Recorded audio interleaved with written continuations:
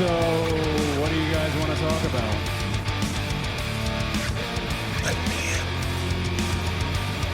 You can call this the New World Order of Wrestling, brother. Put out the caution tape. Put out the orange cones. Acknowledge me.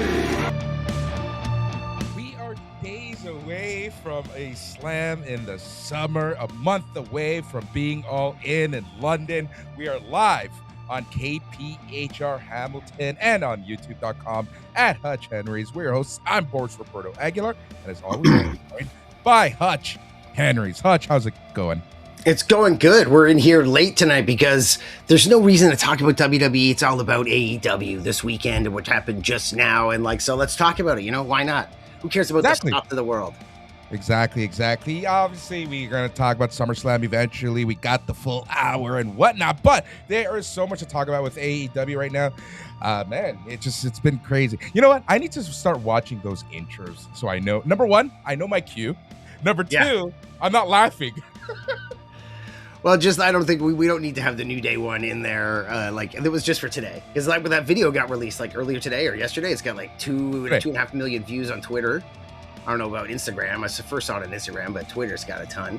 And of course, they're free. They've broken free. Yep. And obviously they are perfectly cheesy enough to fit into AEW because AEW is cheesy as hell. But it's kind of good while also being bad. They're like me when I go on a rant. They bring it back around, Ospreay and Omega tonight. I was kind of yeah. And then the match went too long, the promo went too long, like always. But then they brought it back around. You're like, all right, cool. Yep, Bronson Reed is coming. So there is going to be, the WWE MLSE partnership. So Real Sports is one of the official watch parties of SummerSlam, and on SummerSlam Saturday, Bronson Reed is going to be there. I haven't seen him with his weight loss yet. I haven't seen any pictures. I guess I should go online and look. I could look right now. Supposedly he looks different. He looks it's crazy how he looks. He's set it up. Maybe I'll take a look right now. Needless to say, he won't be in Minnesota, at least on Saturday, but that doesn't mean he won't show up on Sunday. But again, we're going to be talking WWE later on the show. Man, it's just been a crazy few days. We're a few days removed from AEW Redemption. We had just finished watching so it's so funny. So talk about Dynamite. I had to check my clock a few times, and I'm like, wait, did I start this? Did I stop in the middle of the show? Why is it going so long? And then I'm like, wait a minute. I go to the social media, and I'm like, wait, did they announce a 2.5 hour, 3 hour show? I'm like, you mean what tonight? The hell is going on tonight? Yeah, it was extra long. I thought I was crazy because I watch it on. No. You're talking about Redemption? No, I'm talking about tonight. Dynamite. Yeah, because I don't know what was going on because I watch it on a pirated stream, so sometimes it's a little behind. But I was like, okay, is this really behind? What's going on? Yeah, I just don't. I'm gonna get my AEW version. Yeah, it was crazy. It was just I'm like, oh my God. I'm like, what time? I'm like, of course, the night that we're gonna do our show tonight. Trying to talk more AEW. We're gonna likely use the Wednesday night slot if this works out. I like the Wednesday night slot. That gives me, see. You know what? Yeah.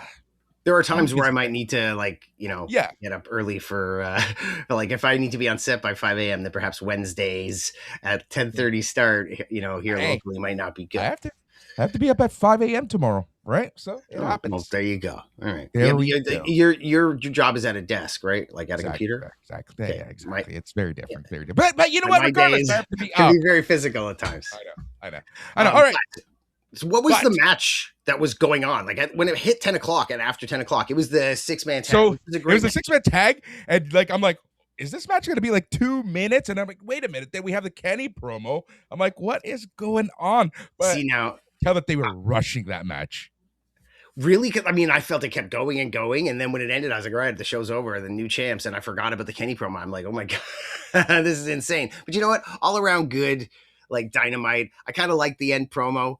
What I thought originally when he attacked Kenny, and by the way, kudos to their camera work for that. For the first time in a long time, AEW, because them they had them in both corners and they came back to the middle and switching. And then when they went back to the corners for a second time, it was Ospreay. They switched corners. They were like, oh, okay, let's switch.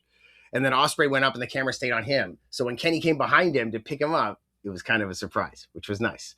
But what I thought in my head is, okay, why is Kenny doing this? Booker wise, like, you need a heel. You really want people to like cheer in the UK for a reason other than that it's a UK guy. You want them to be behind Will. So there you go, heel.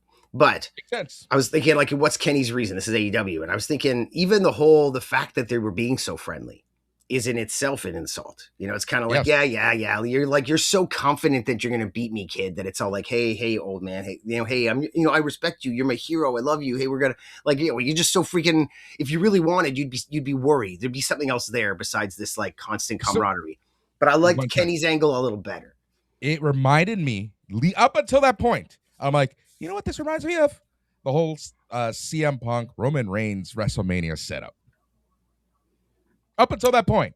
Up until the beatdown. Yeah. Yeah, I guess so.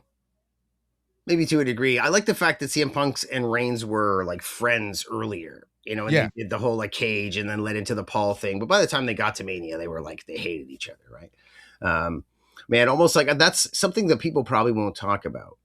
But perhaps having Paul go with Seth, in the end run was a bad idea. Because it left Paul, having to be with the Vision and Seth's injury. And, now he's back with Brock, which is fine. He's kind of recovered a bit. But it wasn't as dark as the Ryback and freaking McGillicuddy days. But I don't necessarily blame WWE and creative direction on this one. They just honestly had the absolute worst luck known to man, right? With all the injuries and who knows what the original plans were, right? Like, I give WWE that one.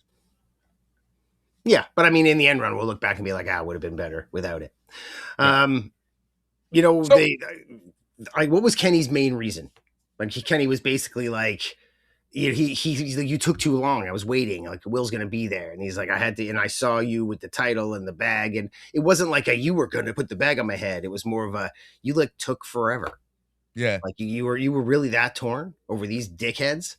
But then I kind of like Will's reasons. He was all like, I kind of liked being a death rider. Yeah, he was kind of like the training, and I like this shit, And like, what did I write down here? That I was like, he likes being a death rider, and like, the Death Riders are so cheesy. That like promo they did beforehand, like, like that, like Moxley reminds me of like Mac from Predator.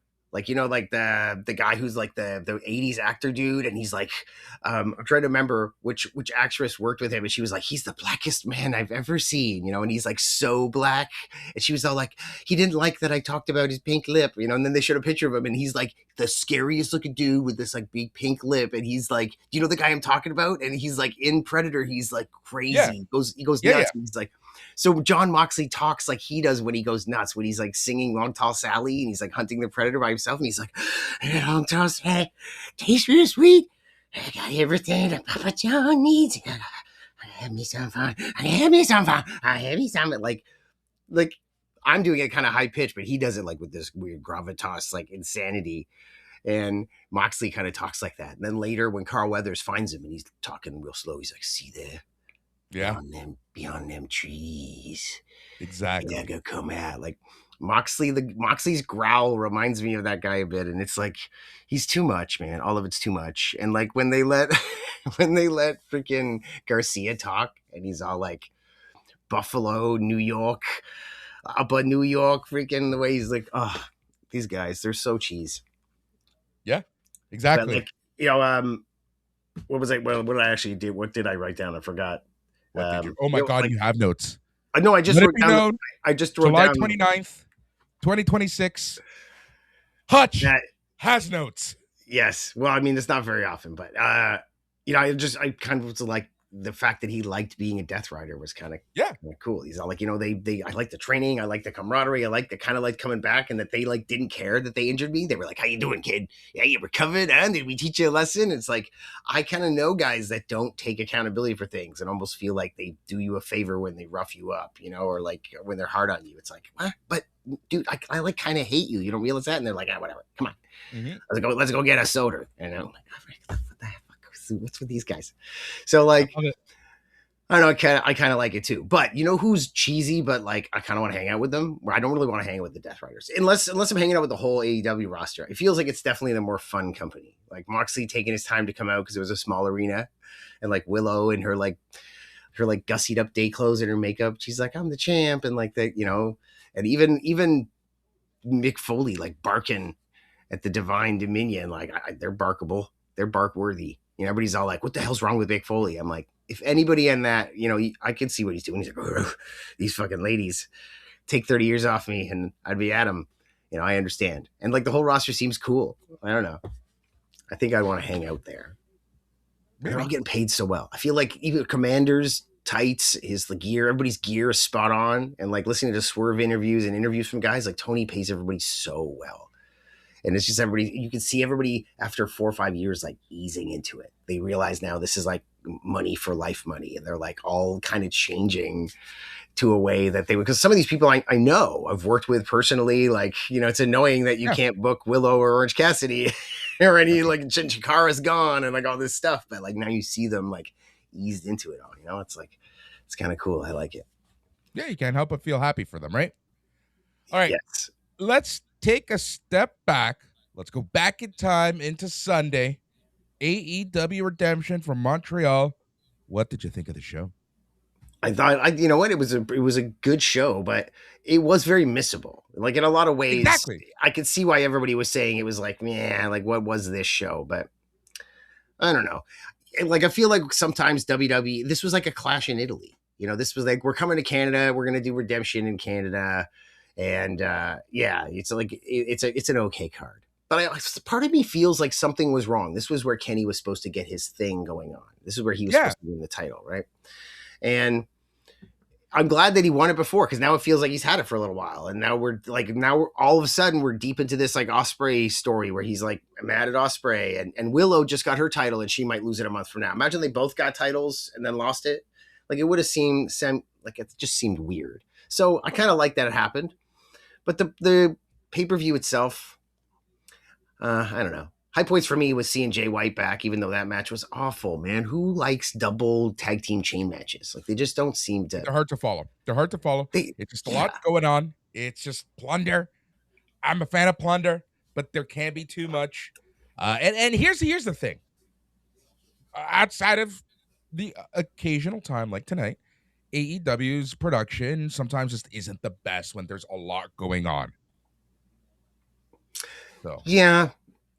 Like I'm right. Yeah, maybe. Yeah, the production wise, I'm thinking about booking right now for a second. So that's where my mind went. I was just thinking like how I don't want to be mad at Tony Khan because he books for fun. He books for himself. It's not weird to see things that happen in WWE are odd that aren't odd in AEW. It's not odd to see like champions against champions or like weird things like that. But when they do it in WWE, I'm trying to think. I had an example the other day where I'm like, WWE does this and like everybody's up in arms, but AEW does this kind of stuff all the time, but it's also something that you would have criticized in the past. And sometimes people are like, why is this champion always going against this champion? And why are they giving a shot to this guy? And what's with that unified title that was there and then gone? And like all these things that you complain about. And I try not to complain because Tony's just having fun.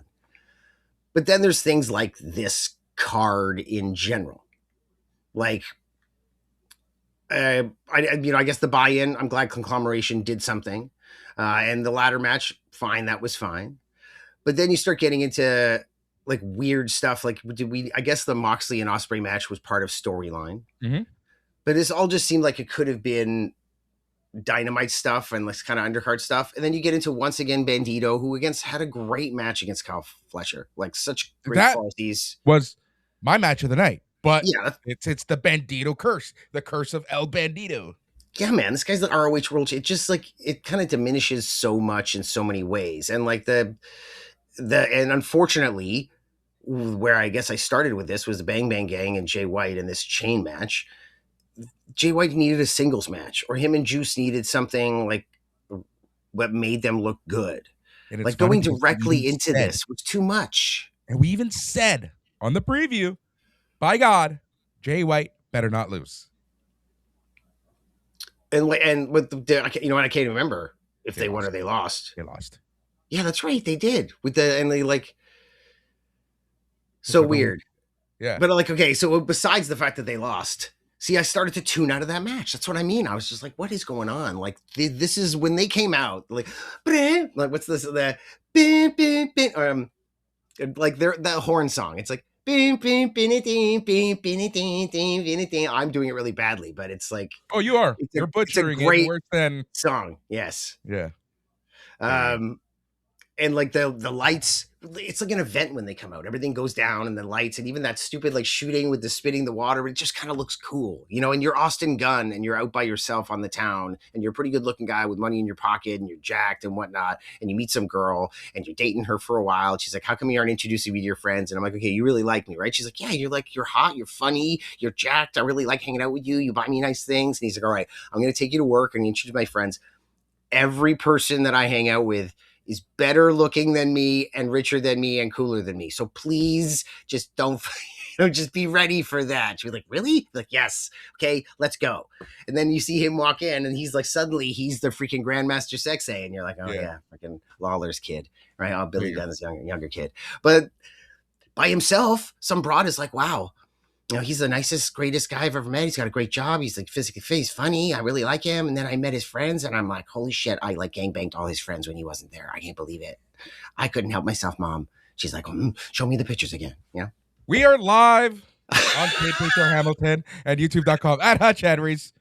Okay, but the Bang Bang Gang are cool. They should be the Death Ride. They should be up there. That's why I think Jay White needed a singles match. He needs to go over. Imagine they came in, him being back and Juice being back, and they were suddenly like, bang, not to be like literal. They showed up, they did big things. What if he's all like, hey, by the way, I'm in that title scene or international title, right? You've got Okada mixed in there. It seems like Okada's they're probably gonna do a 3-way. I'm getting the feeling we're getting a Takeshita Okada, you know, and then after Fletcher's done with Speedball at Grand Slam, which is looking great, Mexican Grand Slam.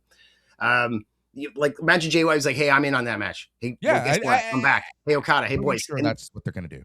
And then he got a title. He got a big title. It takes Moxley out, takes the Continental title, or wins the C2. Like bloody hell, win the C2. Give this freaking man something because they can ride. This group can ride. People will love these guys. Austin, Ace Austin is fun too, but they got too many Austins, right? You got Austin Gunn and Ace Austin. There might be a curse here. New TBS champion, Maya World with the upset win over Hikaru Shida. Yeah, like interesting stuff. See, this is more Tony booking. Right. So you can't really be mad about it. You're like, all right, fine. That happened. You know, but like, is Willow really going to win the title and lose the title? And like, why are we not getting Tekla? Okay. Let's jump. Okay. Let's not jump back and forth so much. Let's talk about Willow and Tekla. Tekla going in as champion in Redemption. Willow wins it. Hutch, I asked you last week what the money match is. Is it Tekla or is it Willow versus Mercedes Moné? We both agreed that it would be Tekla. Yeah, but wasn't that the same week that she got really drunk on air and like just shat? It was like literally just last Thursday. We talked about this. Yeah, but like, wasn't that the same week? Like the day before, the night before on Dynamite was when she kind of like was talking shit all night on the mic. She came out. No, was it the week before? Like 2 weeks before. Really? Yeah. All right. Because like I feel like that might have, in hindsight, she might have gotten in trouble for that. Maybe they might have changed plans on her. They're like, you know what, we can't trust you. Like who knows? Maybe something's going on over in Stardom. They've got the trios belts there now, and I know Julia Hart's doing a bunch of stuff. Maybe she's like, hey, I gotta lose it early because I'm gonna go do some stuff there. But it seems odd because that's the match. It's the match I want to see. I think everybody wants to see. Is there anybody in chat talking about it? Anybody want to see that match? Like, that's a match I want.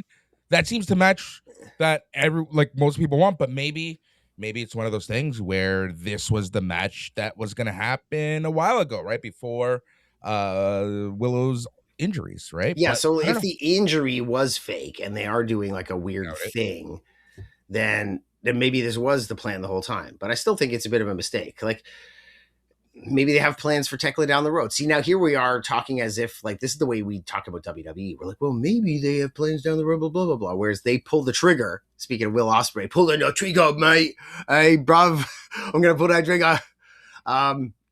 Like Tony pulls triggers, right away. Boom, you get those matches immediately. Like there's no rematch. So this is the thing. He pulls the triggers on some cases like this, and then other cases like the Outrunners or other tag teams where it's like, I don't mean pull the trigger on putting guys over. Sometimes he makes mistakes, as we've seen with Private Party and Outrunners and things like that. Yeah. What I mean is Tony can't help himself but pull trigger on Dream Match. Yeah. When guys show up, he doesn't hesitate to put them in the ring together. Like there's no whereas Triple H is the ultimate slow burn, even more than Vince. Whereas Tony can't freaking help himself, man. So I don't know what to say. Yep.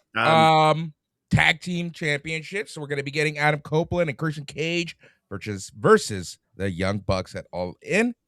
Do you think you're going to add a fourth team? Motor City Machine Guns didn't debut today, but they're doing Collision in Detroit tomorrow live. That's what I was going to say. Now, if they arrived on Collision, so you have to be like a sicko. Like in their world, in their bubble, Collision's a big deal. But to other people, exactly. It must be obvious that the ratings. How many times do huge angles start and continue on Collision? Look at Toni Storm for the longest time. She only showed up on Collision. Yeah, and I guess that's a way of making you they're trying to make you watch it. Yeah, exactly. But it must be obvious that the ratings are not the same and that you should be at least doing recap packages. But when you cram every second of your show full of wrestling, I mean, it's really such a juxtaposition. WWE has so little wrestling. You can literally watch a 3-hour Raw and clock in 45 minutes of wrestling if you're lucky. Well, and like AEW, they can barely get it in. Look at those few weeks where SmackDown was pre-taped. Dude, half an hour, done. Yeah. With a smoke in the middle. Yeah, and they freaking and they go a little bit short, whereas AEW constantly goes over. Right. Yep. But Redemption still wasn't bad. What happened after that match? All right. I'm kind of picking stuff out here and there that I find interesting to talk about. Okay. Chris Jericho and Tommaso Ciampa. What are your thoughts? Ciampa, like that weird when he landed on the table and looked like he hyperextended his hamstring. And I thought he was going to be screwed up, but he seemed okay. And he's in his element. He's having a resurgence. He looks crazy. And I'm glad to see Jericho there at 56 now. Man, time flies. But whatever. Paymaker's cheesy. It was all cheesy. That match was entertaining and way better than I thought it was going to be. Probably be Jericho's best performance in AEW in at least a year, if not 18 months, maybe even 2 years or more. Good stuff. Can't complain. Don't think this should have been on Dynamite. You know what I mean? Fine, put it here. Let them do their thing. So yeah, I wasn't mad about it. I think there's probably some negative. I'm sure there's people out there that were saying this was not a standout match compared to their earlier matches. From things that I've read, so that's number one. A lot of people are saying that no match really stood out. Okay, blah, blah, blah, blah. But the other thing, a lot of people are upset that Tommaso Ciampa was quote unquote buried. Yeah, I mean, I guess so. Like, I mean, I will always choose a cleaner wrestling match over like a blood and weapons focused match. I don't mind plunder being brought into a match, but when you're like literally talking about it beforehand, like, and bringing down weapons to the ring, it's not always my favorite. But as I've learned over time, it makes it easier for wrestlers. You know, Chris Jericho can't do lion salts all the time, but he can go through a whole bunch of tables, right? Exactly. Well, you think Terry Funk was doing that shit? He's like, I can't do much, but I could moonsault off this thing through some barbed wire. I'm sure we got a pop. I'll survive. But I can't do the spinning toe hold even. Like, I'm done. When I spin in a circle, I have vertigo and I fall over. But part of that means I do a good moonsault. I just close my eyes and then I flip naturally. I'm just like, I don't even know where I am. Whatever. Like I said, that's wasn't a Dynamite match. Yep, exactly. That match, okay, whatever. It had the blood and whatnot, but it was what it was. All right, Andrade El Idolo is your new AEW National Champion after defeating Mark Davies. Yeah, like positive, like a good match is what you expected. Like trying to think of what was unexpected here. My world might have been unexpected. I guess Willow was unexpected, but like this is kind of what I expected here. But I enjoyed the match. I enjoyed Mark Davis's promo on Dynamite tonight, saying he was going to take on Ospreay, I guess it was. And so like that was pretty intense. I like that they're putting him over. But this match itself, I don't know what he's going to do. Andrade, the national title doesn't seem like it's a big deal. Out of all the titles that aren't a big deal, this seems like the most not big dealist. So I sure hope he does more, but I like how happy he seems. And I like how his catchphrase makes no sense, so he can kind of lean into it and just say it when it doesn't make sense. And he seems really happy. So I'm happy. Like, I don't think there's too much negative to say about the match, that's for sure. Like, these guys did a great freaking job. The match was off the hook. But I mean, I'm trying to figure out more to say about AEW than the match was great, because that's what AEW does. You know, Commander took on freaking John Moxley tonight on Dynamite, and this is like, in WWE world, this is Rey Fenix taking on Roman Reigns, basically. You know, like, yet they would have never had the match those two have. So it's all having good matches is what AEW does. I know what you mean, but yeah. I know exactly what you mean, but yeah. Good match, yeah, you know, is not what a Cornette would say. A Cornette would say, "How is this good? Like, this is fake." Like, they announced next week that there's a no outside interference match. It's like one of the stipulations. He's like, "Newsflash, there's no outside interference ever, dickheads." You know, like, so he's like, "This makes no sense." Yeah. So some people might say they don't always have good matches, but young kids, the modern age, the sickos, the people that want this, the people that don't want a half hour of Monday Night Raw mixed in and 3-minute matches. And Raquel Rodriguez, the biggest match of her life, awesome win. How long was that match? 4 minutes? Something like that. We'll get to that. You would never have a major title win or like an undercard. Everything's major to Tony. You would never have a title win like that happen in 3 minutes on AEW in their worst day. What happens? You disagree with that, or? Yeah, I disagree with that. It hasn't happened yet. Oh, we're going to see it happen at some point. My statement of you would never see that happen is what you're going with.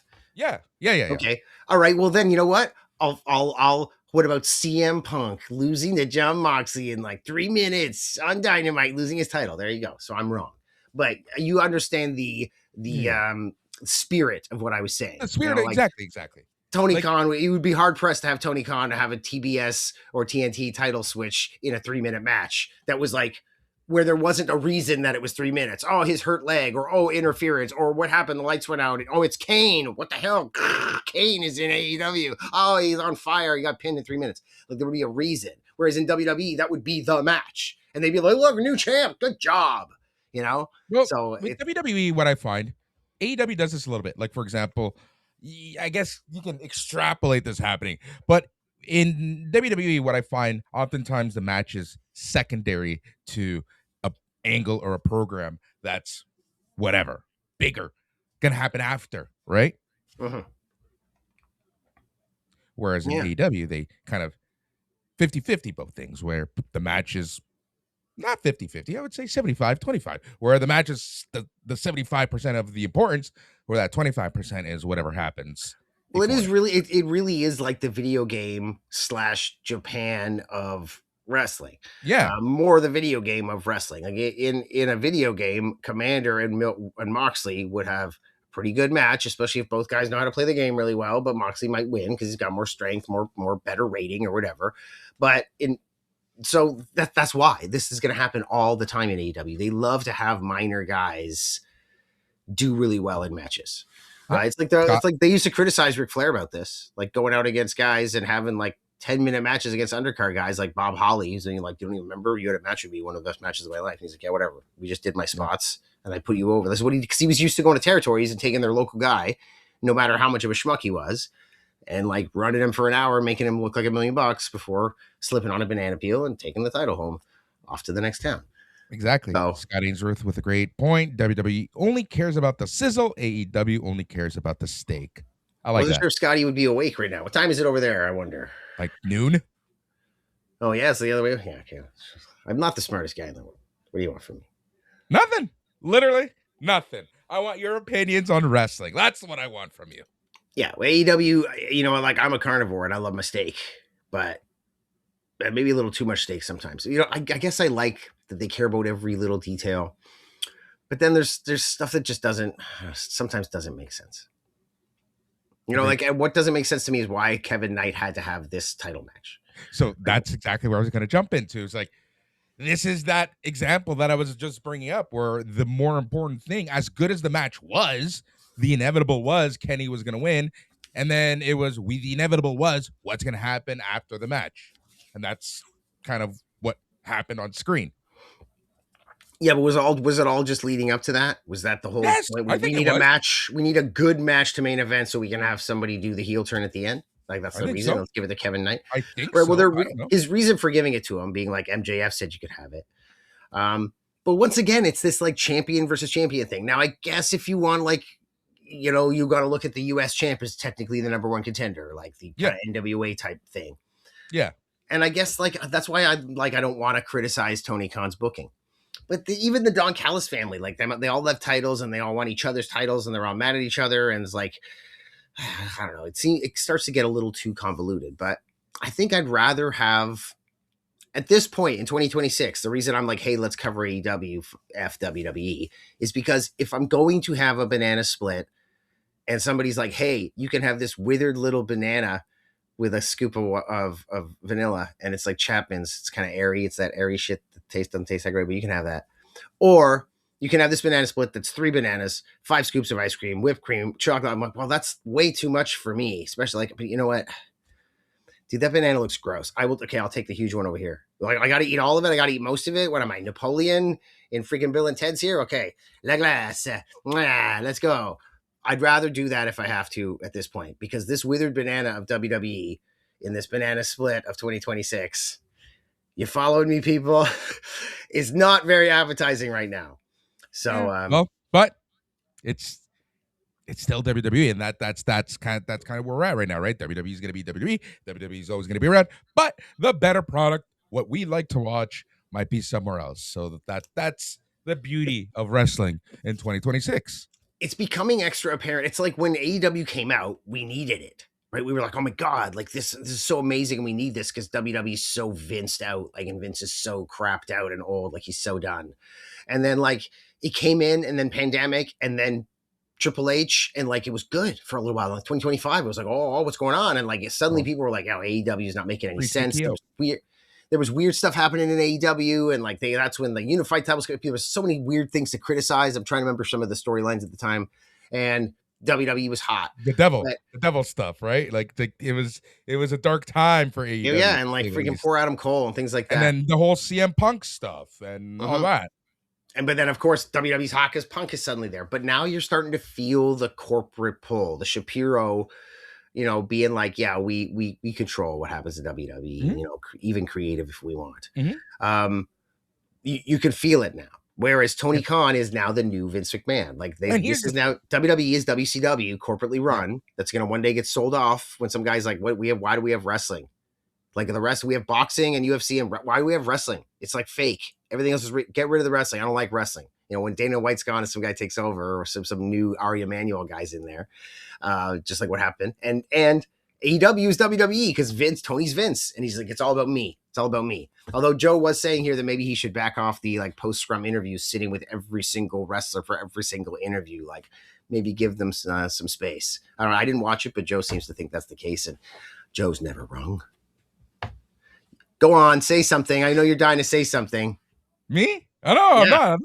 No. I was just literally gonna say, because I was thinking of that today as I was doing some prep for this work, where it's apparent now, and you know, people want to shit on Triple H all the time, and he's not the best booker, but we've seen what he can do. We saw what he can do when he doesn't have the shackles on him, right? Like we saw what he can do with NXT. We've seen what he can do with the main roster. But it's like this just goes to show you just how much control TKO has over him in the day-to-day decision making, and it's painful to watch. It sucks to watch because we know he knows what he's doing. Yeah, well, like I mean, I guess the NXT Black and Gold times were good times, man. But he also had good talent, and I guess he did have some freedom there. So what's the difference now? Is it really all that corporate? Like it's literally TK. He's an employee. He's just the guy. He's just the guy in charge of creative. It's like one of the things that's anyways, one of the things that's kind of been bothering me this week is this whole WWE radio stuff, right? It's like people are blaming Triple H. You think he knows what the fuck is going on that side of the world? He has zero say in this stuff. Yeah, and I was about to say, like, I'm acting as if Unreal is somehow real.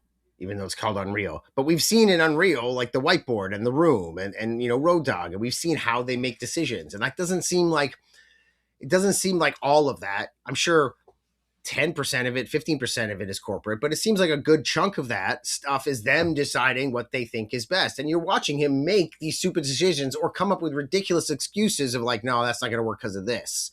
And you're just like, as a fan, as a wet behind the ears fan, as a guy who thinks they're a know-it-all, as a guy who's actually promoted indie events, as a guy who's like a Court Bauer guy who actually runs a real good promotion compared to most, you're looking at his decisions being like, what? This makes no sense. Chelsea Green is what, you're not using her for what reason? That's a stupid reason. Give me a better, like, don't use her. Fine. Well, give me a better reason though. Dude, we're getting 2 minutes of a 40-hour week. I mean, yeah, but that's what they're giving us. Fine. But I mean, I've been in similar situations. This guy's injured now. Oh, we can't do the cage. Like, think of a million things that could happen, whether they happen 5 minutes before the show, 2 days before the show. Hey, the flight's canceled. Hey, he broke his leg out of GCW last night. He's done. How are you going to find somebody? Oh, Super Crazy's in Jersey right now, and he's not working tomorrow. Yeah. Get Super Crazy here. Well, you know, like, you got to figure it out.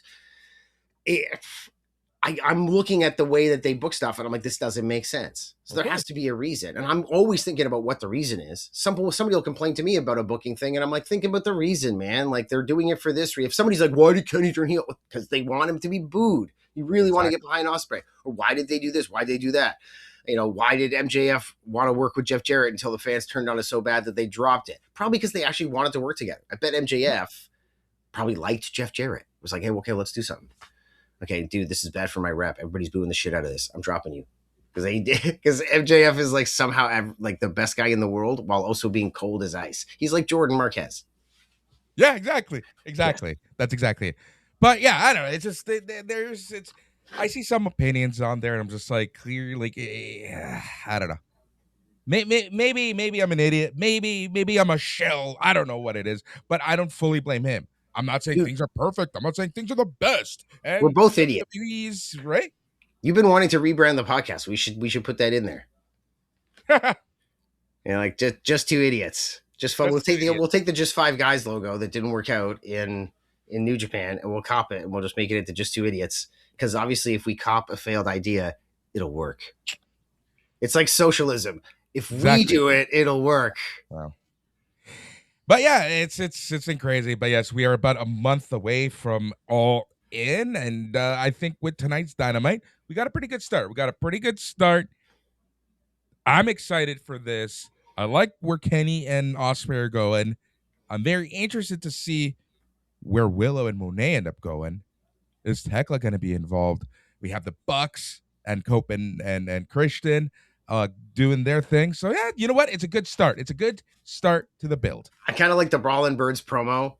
Like, I kind of like the way they ask you for a fight. They're like, let's have some, huh? Let's have a piece.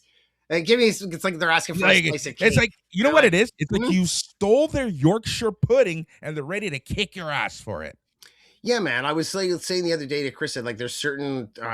We started with a different ethnic, like, speaking pattern where I was like, they can, like, say that shit right out in the open because it's part. And then I was like, just like British people, like, they can literally say your idea is garbage and you suck and you're an idiot, but they'll be like, oh, there you are, you being a tosser again. Well, that idea is absolute rubbish, and you're a Twinkie Winkawak, and you're like, what? And somehow they just basically told you you're a freaking asshole and you're a moron. Whereas we had this convo last week too. But they can say that stuff. They can literally, if I was like, hey, that idea is garbage, it sounds aggressive, but they're like, that's rubbish, right? I don't know, but I can't say rubbish. I can't even say lift instead of elevator. Well, I used to say that when I was a kid because I was around my grandmother all the time. I had to switch to elevator because nobody knew what the hell I was talking about. So even if you try and use it, people just don't get it. It happens, man. It happens sometimes. It's like somebody's going to be like, what's a tosser? And you're like, well, it's because you... And then you think about what it actually means and you're like, yeah, okay, forget it. Right? Exactly. It's like when you call someone a schmuck. I guess so, but that's one of my favorite words. It's same here. I use it all the time. I still use it at work. I can still get away with it at work. I can't say, let's have a powwow anymore. Oh, can't say that anymore. Today, for the first time ever, I tried cloning my voice because I was like, all right, I'm going to use this. Like, I signed up for something and there was a free voice clone in it. And I'm like, okay, let's try this voice clone. I did some 11 Lab stuff like a year or two ago, but I was like, okay, it's been a while. let's clone my voice in this thing. That way I don't have to talk today. And I didn't end up using it. But the reason I mentioned it is the sentence that I put in to test it was Clay Wilson is a schmuck, because I happened to be editing and Clay Wilson was on the screen. So I just said Clay Wilson is a schmuck. And so schmuck is one of my favorite words. There you go. Love it. Love it. We should do a whole show like that. Boom. A whole show where you say something and then I talk about it for 20 minutes. And then when you think you're going to stop, I keep going. I was literally going to say, like, using those avatars. Oh, yes, perhaps. Anyways, but yeah, anything else on AEW? We are here on KPHR Hamilton. And no, but can my avatar be Don Callis? Can I like change my avatar and like it'll be like, hey, Hutch Callis here advertise today? where people can listen to us before we move on. KPHR Hamilton and YouTube.com at Hutch Henries. You may continue. Yeah, sorry, everybody. No, it's all good. It's all good. I like this. So wait, today. This was a pretty good match here on Dynamite today. I like the speedball match and Benito and Brody King with like Brody King came out at the end as well.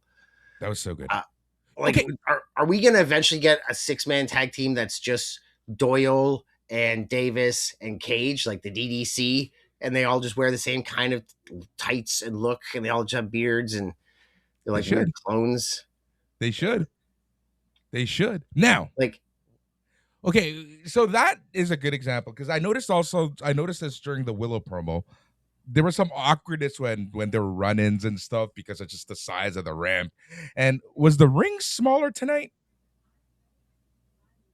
Maybe. They looked like they were in a smaller venue, so they might have. Well, of course they were, but like it just like there were moments in some matches where it felt really awkward.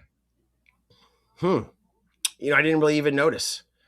But I was kind of editing, like during part of it, I was editing the intro and doing a few other things. Like I watched it, and I like saw spots, but I didn't really pay attention to the fact that maybe the ring was smaller. Toa Leona, awkward. There were times where just like certain moves, certain actions, certain. I don't know. You have to keep things in mind, right? It's like for the 20 feet, we're talking 4 steps. Yeah, exactly. So and then there's 3 steps for the 16s and the 14s. So it's a bit different for your timing of like running and moving. And Toa Leona looked particularly big tonight. He looked huge. Yeah, so maybe you're right because not everybody in that ring isn't super small. Like Ricochet's getting bigger. Roddy's strong. Love that we got some Roddy Strong tonight in the main event. They need to. I don't know how. Maybe do the old adage of filming from the waist up, and Mick Foley can kind of like bend down a little or something. Because he's bigger than everybody. He's huge compared to everyone. Dude, he's like that's how you had to be huge when you were a wrestler back in the day. It's kind of funny. Yeah. Yes, and like you notice it in Japan because guys who are big in Japan. Yeah. I don't mean like Tom Waits is big in Japan. I mean like the guys who are like big guys in Japan. You see them in an American ring and you're like, what the hell? Right? How is like Roye Oiwa, who's like a massive bruiser who like lariats guys' heads off, and he comes here and he's like so small, or like Naraku is like such a small little dude. You're like, what the hell is going on? It's like when you meet the first time I met Michael Elgin, I was all like, hey, Michael Elgin. Yeah, right? What's up, dude? Like I was like, the first time I actually talked to him.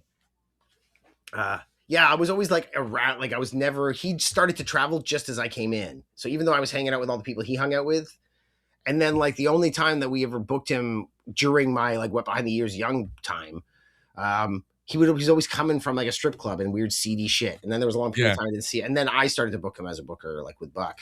And yeah, that's when I remember actually talking to him and looking at him and having to be like, whoa, you're small. Yep. All right. Next week, we are on for 2 hours on KPHR. We have 2 nights of SummerSlam plus a bunch of AEW to talk about. So KPHR is being nice enough to give us 2 hours next week. So we might as well preview some SummerSlam before we get to this 2 nights of SummerSlam. The matches on ESPN haven't been announced as far as I can see, but we do know which matches are on which nights. So let's just go through things real quick if you want, if you'd like, if we can. Well, you said it like a week or two ago that if this was a single night card, this would be a freaking hot SummerSlam. Yep. But it's not. Anyways, go hit me with it. Night one. But it's okay. But it pains me looking at this card because I'm like, you can remove half of these, and my God, it would be such a strong card. And going back to what we were talking about, TKO and their corporate demands and their corporate needs and their corporate whatever. It pains me. It pains me so much. All right, night one, August 1st, singles match for the Women's World Championship, Liv Morgan versus Io Sky. I'd like to see Liv Morgan keep it because I like Liv Morgan as champ. I think she will. I'm just gonna say Liv Morgan. Yeah, I can say Liv Morgan because Io can chase it for a little while longer. Io got her win at Queen of the Ring. Mm-hmm. Liv wins it. Maybe they need to keep going because they don't have much else going on in this division here, and they're kind of in a holding pattern without Rhea. So yeah, whatever. I want Liv to keep it because Liv's my Ric Flair, right? She's better with the title than without. Yeah, she is. She really is. Yeah. Hell in a Cell match: Oba Femi versus Brock Lesnar. I think we're looking at Brock leaving retirement, maybe not retirement. I don't know if he'll ever really retire, but I think it should be Oba. Should be Oba. Oba over Femi. It has to be, in my opinion. It really should be, especially they're like he's never lost Hell in a Cell match ever. I'm like, oh, okay, so that means it's important that he loses here. Like it gives it. They're trying to give a little more stank onto the Oba Femi win. So like a single victory over Brock Lesnar and his retiring would have been huge. So they're trying, just like WWE, they're trying to recapture it. They're like, okay, how can we get more out of it, but then like still have that feeling? Well, exactly. He's beaten, nobody else has ever beaten him before in this match. Okay, well, that's a little something that we can mention ad nauseum for the rest of your bloody life. Right? Every single time he comes out, here he is, the ruler, the king of the ring with a man who beat Brock Lesnar in the... Oh, dude. Like, at least Toru Yano's funny. 6-man tag team match, LA Knight, Solo Sikoa, Royce Keys versus Jacob Fatu, Jey Uso, and Jimmy Uso, the Bloodline. All right. I think Royce Keys, LA Knight, and Solo Sikoa are going to win. But can we, for the next 2 minutes or so, just appreciate how fucking funny Solo Sikoa is? Like, every week, he's the best. He's honestly the best. I've been saying this for like a year and a half plus. He is so freaking good. Yeah. And like now that he's away from the MFTs, it's even better. Now he's got rid of the red suit. He's got the suit that matches his like hair dye. Yeah. He's looking sweet now. He literally it's like his suit goes into his head. It's just like a whole outfit now. There we go. That was like that. Dude, yeah, Solo Sikoa. Like the thing I like about him the most is that like he talks shit, but that he's not a coward. Like he goes right at everybody. He like does not care. He's all like, that's right, boom. Like, and you kind of like the way he dresses and the way he talks, the fact that he's smarmy, like you expect him to be a coward heel. And he's just not. Yep. Like insert Bobby Heenan going on about Ric Flair at the 92 Rumble. Took it to the Undertaker, took it to Piper, took it to everybody. Like that's Solo Sikoa. Like you put him in the Rumble, every person he sees, he's like trying to freaking stick his thumb into their throat. Like I kind of like the guy. You're right. He's good, and he was always a nice guy. You always saw videos of him being awesome with fans, but over the past few weeks, where he's being kind of like, I guess he's more of a face more than anything else. It's so refreshing to see. I really hope they don't drop the ball with this guy. Yeah, they probably will.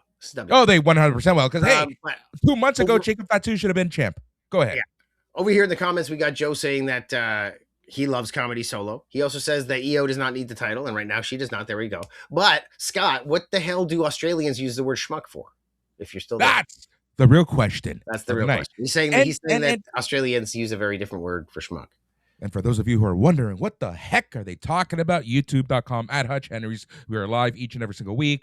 You can find out when we are live by subscribing to at Hutch Henries. We don't even know. And then we don't even know. Okay, let's go. Let's try it tonight. We're trying to figure it out.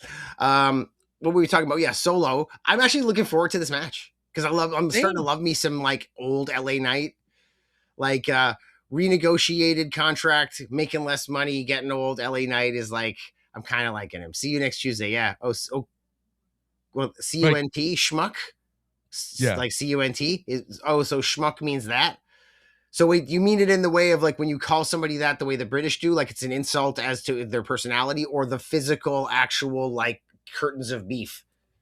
The actual, like, I don't know, like my leather briefcase at work where I open it up and I'm always surprised that there's more flaps than I remember. I'm like, oh, there's like 5 or 6 flaps in here. I'm like, oh, dude, here's a part that like comes out and there's like 7 folds.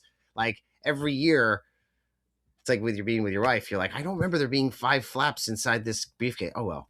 I'm going to skip the next match because it was the women's match, but we're going to talk about Gunther versus Nick Aldis right now.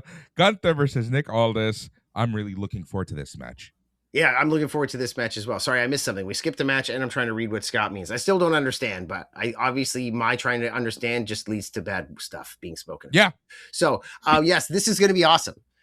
Now, the question is, like, we all know how Nick Aldis and Magnus has been presented as a wrestler all these years.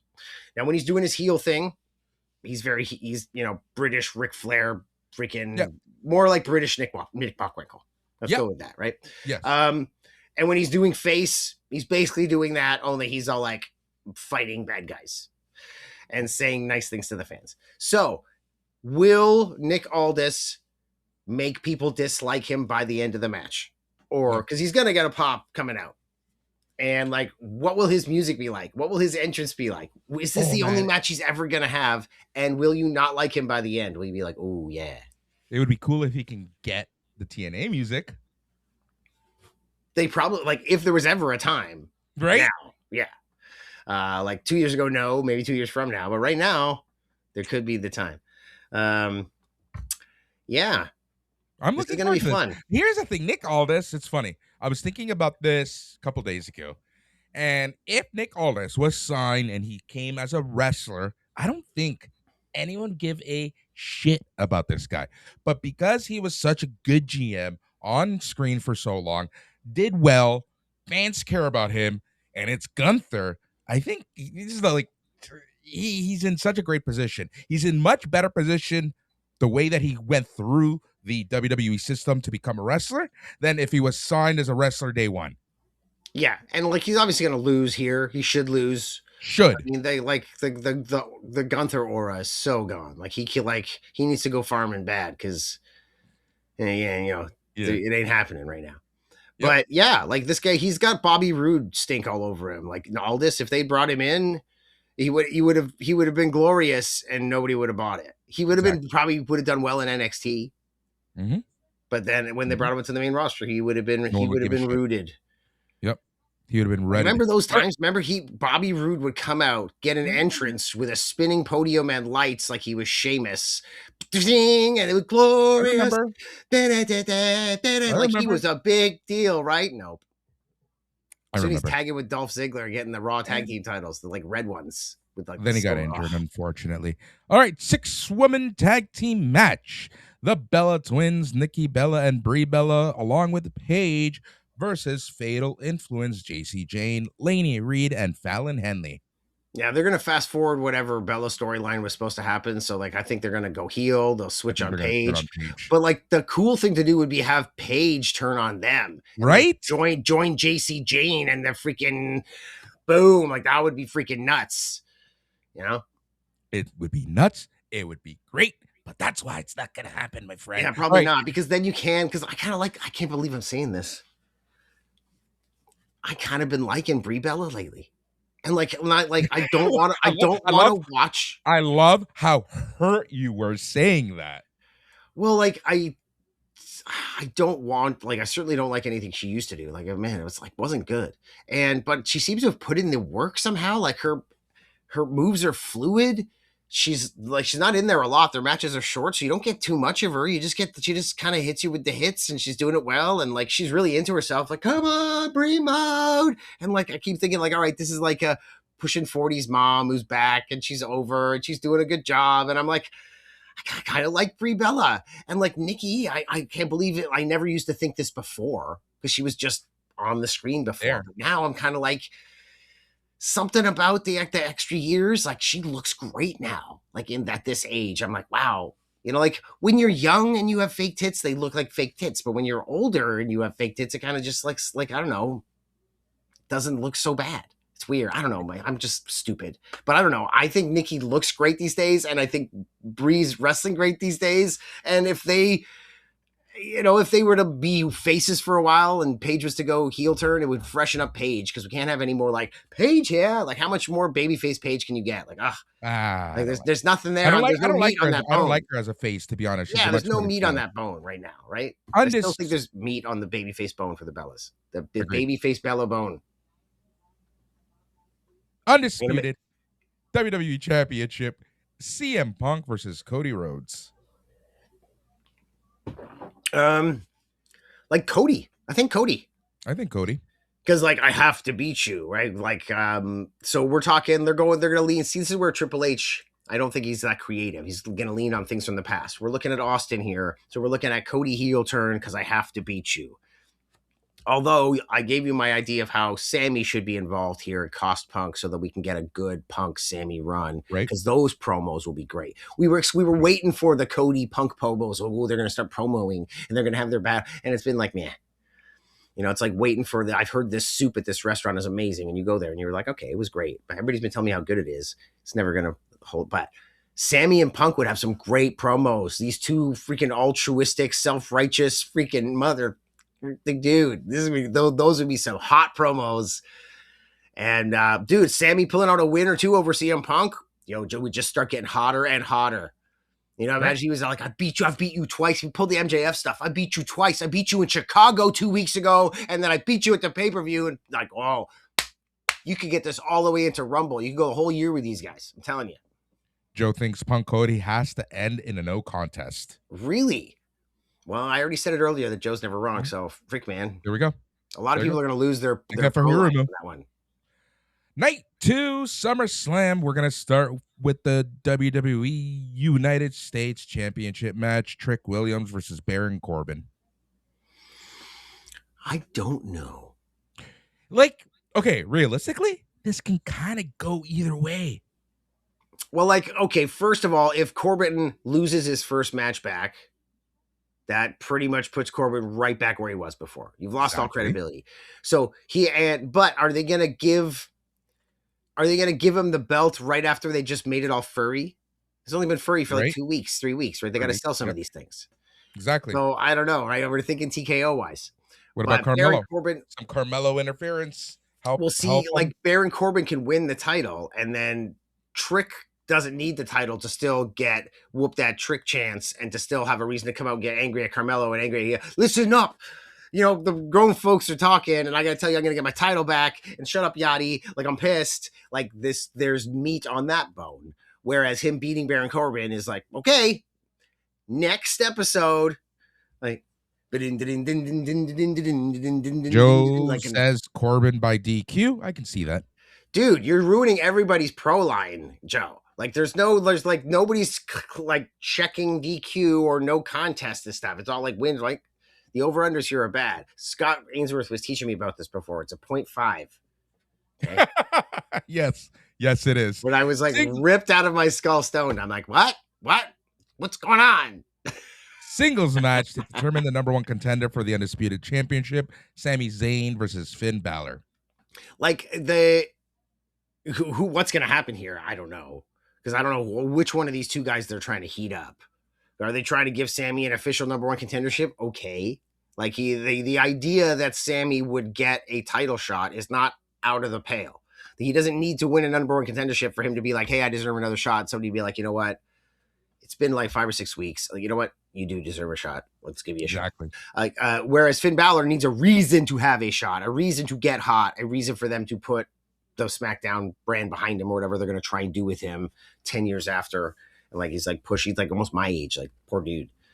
Ain't got much left going on there. So I think it has to be Finn Balor.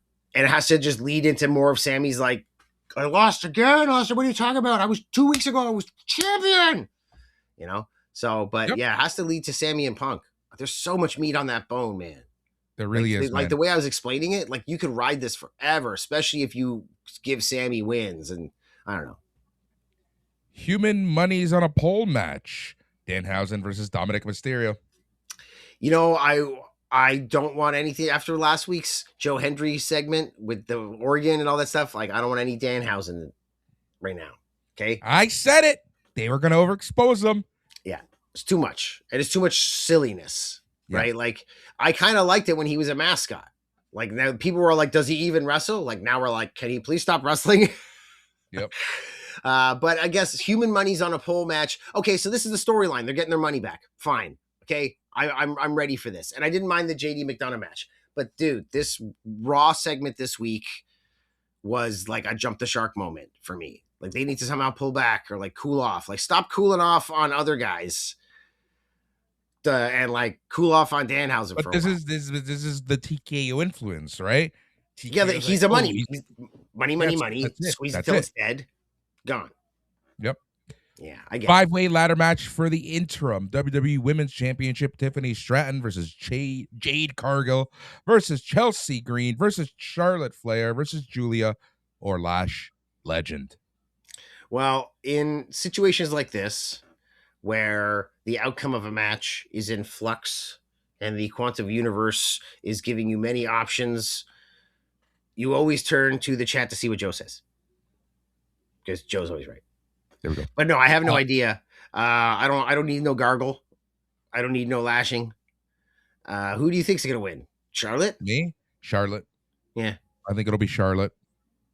Or Makes something more like, sense. if it's not Charlotte, who then? Like, if they progress Charlotte and Jade here somehow? Chelsea.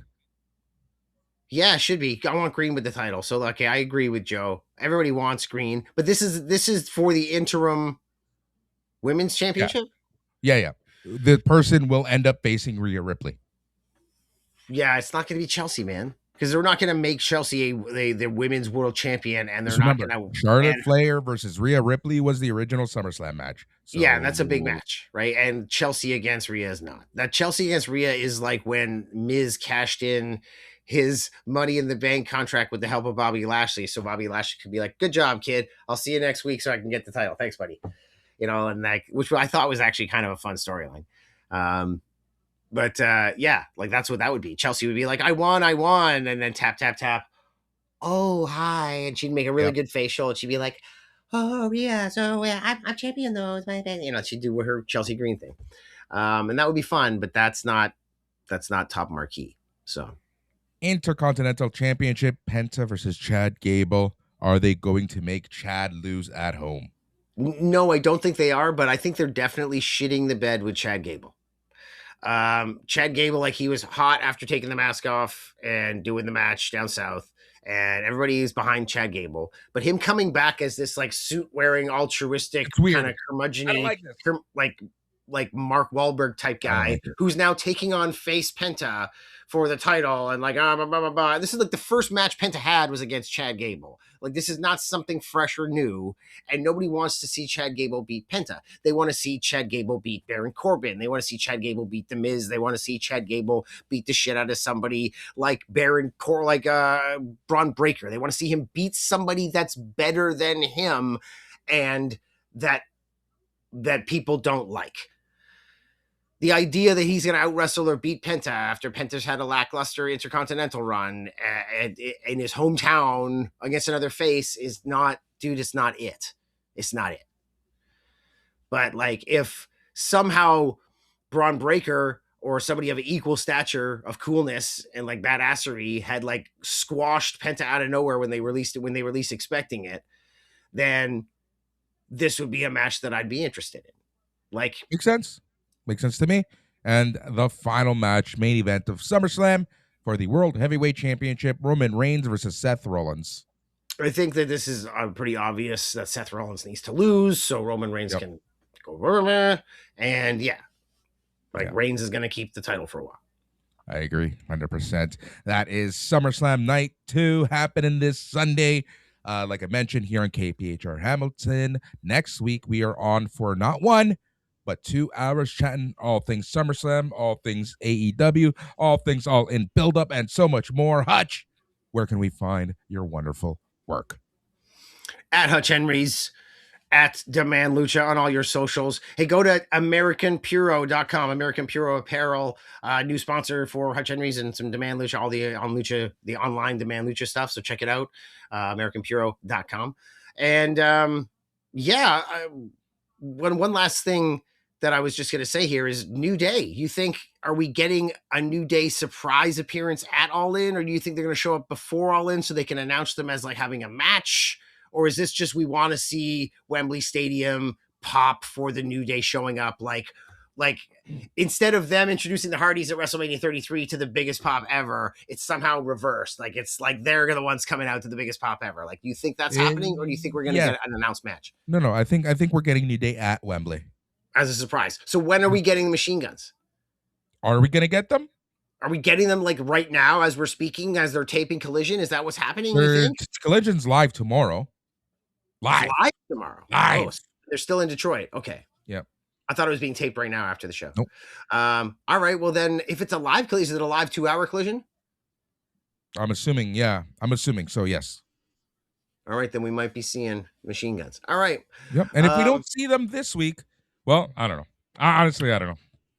All right. Well, you know what? We'll do another live podcast right after. Immediately, we'll be like, nope. I will be watching Spider-Man tomorrow. So, yeah, that ain't happening. Yeah. Okay. Yeah. Fine. Yeah. Actually, I think it's an early show. Anyways, aplusproductions.com. Go to your favorite podcasting app. Search for A Plus Wrestling or A Plus Productions. Hit that subscribe. Leave a review. Facebook.com is the best place to be part of the conversation. And in Facebook, just search for A Plus Productions. Hutch, always a pleasure. Tonight was fun. I think I like this time. I really do like this time. But we'll see how it goes down. Thank you so much for listening. Thank you to KPHR. Thank you to everyone, as always, on behalf of Hutch, myself, and the entire A Plus Productions team. Thank you. But most importantly, stay good on.